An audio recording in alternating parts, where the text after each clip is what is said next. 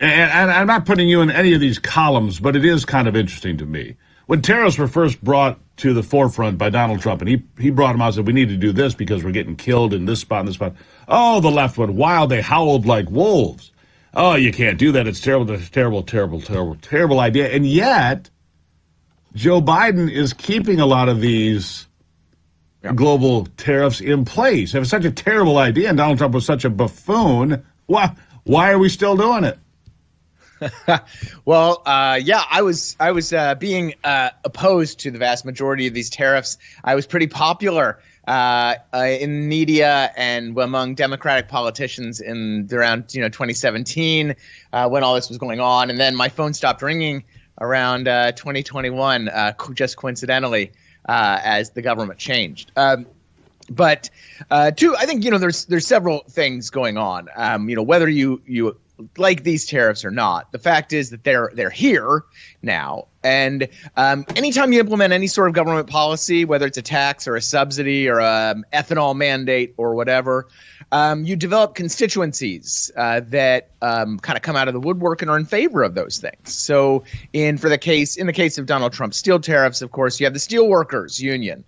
You have Nucor Steel, which is big in North Carolina, and Cleveland Cliffs Steel in Ohio, and U.S. Steel elsewhere in the Rust Belt.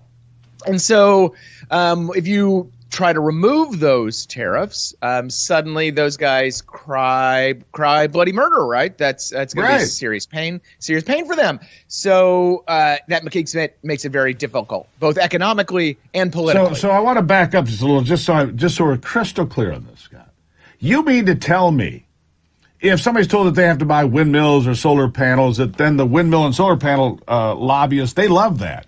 And if you're saying, hey, we're going to put a tariff on steel and therefore steel unions are going to do better, then they love that. It doesn't matter whether the policy is good or bad, but somebody's getting some cheese in their hand and they're like, hey, keep that cheese coming. Could be a terrible idea overall, but as long as somebody's getting paid, somebody's cheerleading for it. Is that what you have me believe? Is that money buys people off?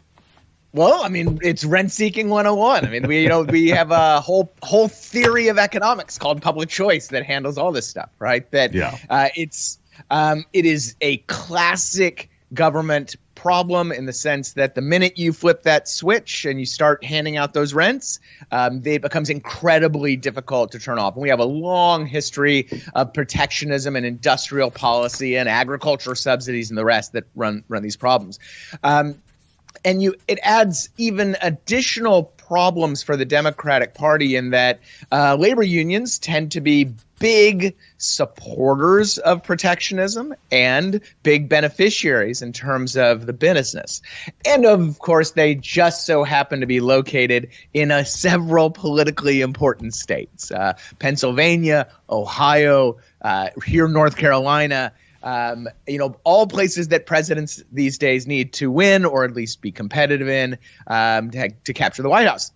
So for the Biden administration, regardless of whether they like the economics or think these tariffs on the Chinese imports are working or failing, before they got elected, they were quite critical of them. And quite frankly, the tariffs haven't changed China's behavior. They have been found in economic studies to raise prices for consumers, to harm other manufacturers, to boost lobbying expenditures. It's halcyon days on K Street, but that doesn't matter. The politics of this, particularly given how universally disliked China is around the world. Some of that, of course, for good reason.